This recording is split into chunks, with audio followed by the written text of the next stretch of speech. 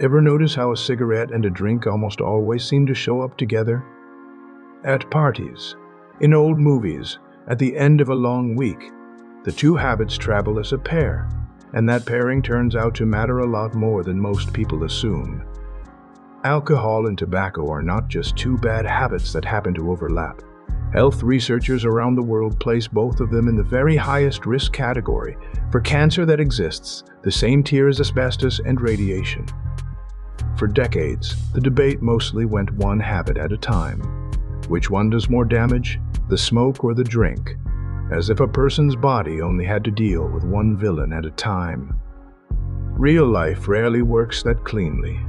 People who smoke are disproportionately more likely to also drink, and people who drink heavily are disproportionately more likely to also smoke.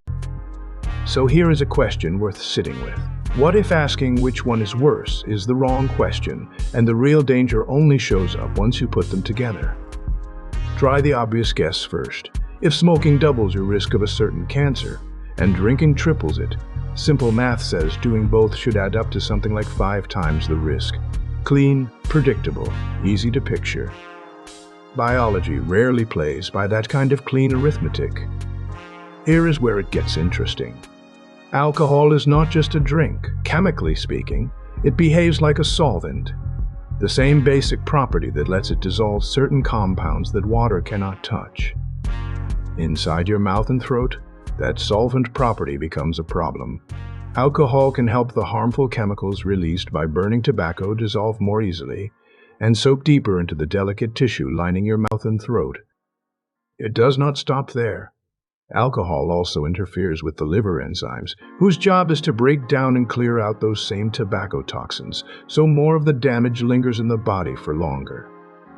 Put those two effects together, and the habits are not simply stacking on top of each other. They are actively making each other more dangerous at a cellular level. That suspicion has floated around cancer research for a long time, in scattered pieces.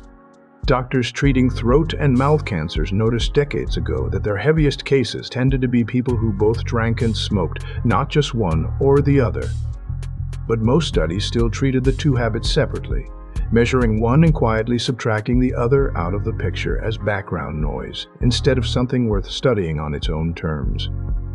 It is a bit like studying two ingredients in a recipe completely apart from each other and never once trying them combined, then acting surprised when the finished dish tastes nothing like the sum of its parts.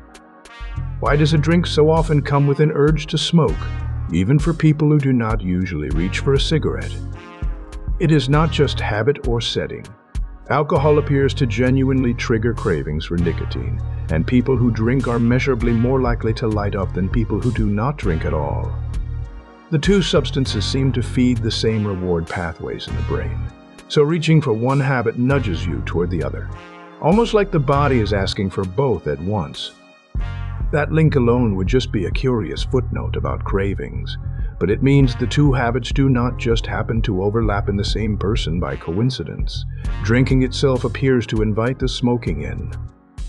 Combine that craving loop with the solvent effect happening at the cellular level, and you start to see why treating alcohol and tobacco as two separate boxes to tick might miss the real story entirely. It also explains something bartenders and smoking area regulars have half joked about for years: the sense that one drink always seems to call for a cigarette, and one cigarette always seems to call for another round. Which raises the obvious next question. If the two habits are quietly reinforcing each other both in the brain and in the body's tissues, how much worse does the actual cancer risk get when someone does both? Most people have never heard the term multiplicative interaction, but it is exactly the pattern that shows up when two risks do not just add, they compound each other, the mathematical fingerprint of exactly the kind of teamwork alcohol and tobacco seem to have inside the body. Cancer researchers had suspected this pattern in bits of scattered data for years. What they needed was a study built specifically to catch it, not one where drinking or smoking got treated as an inconvenient variable to control for. History offers a strange preview of this idea.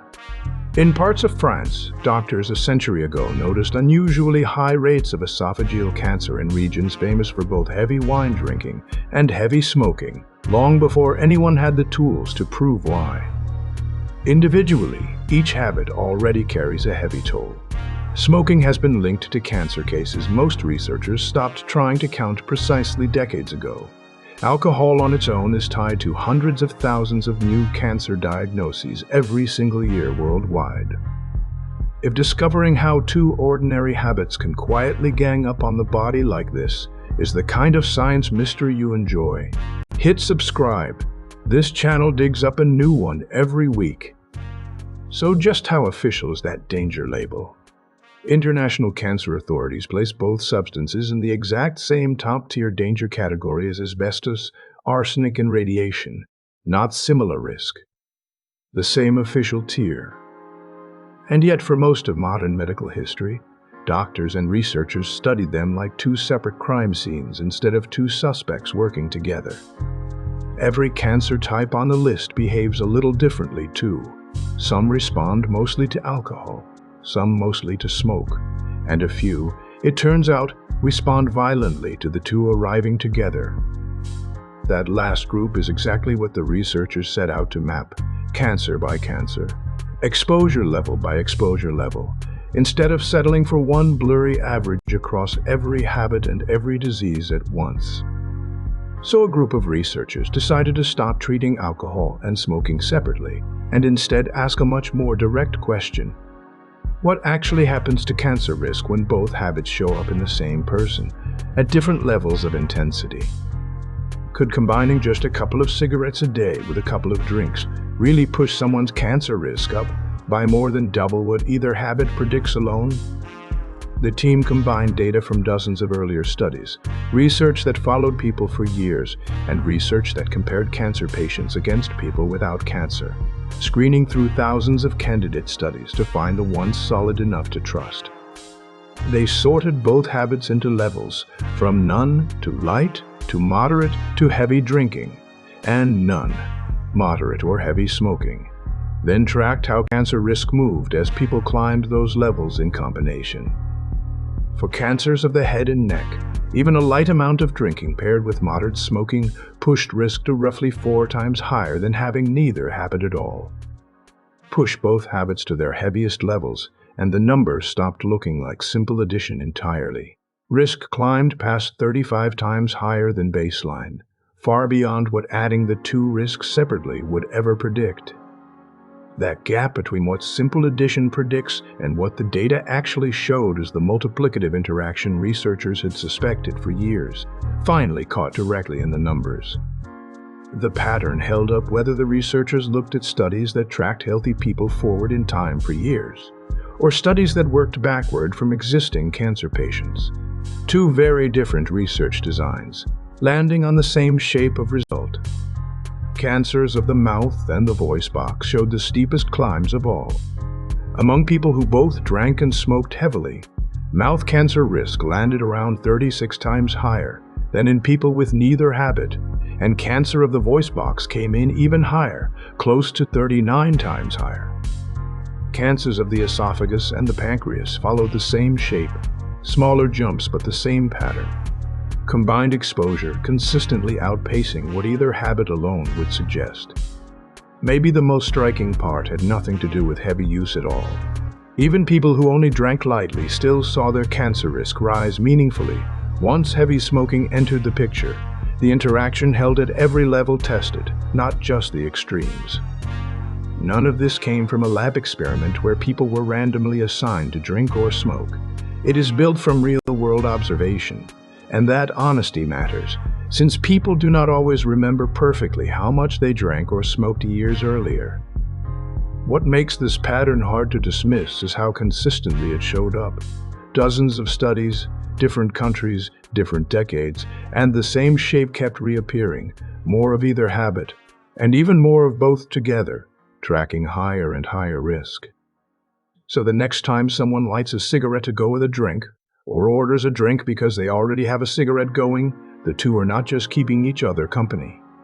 Inside the body, they may be actively making each other more dangerous. You can find the full study this video is based on linked in the description.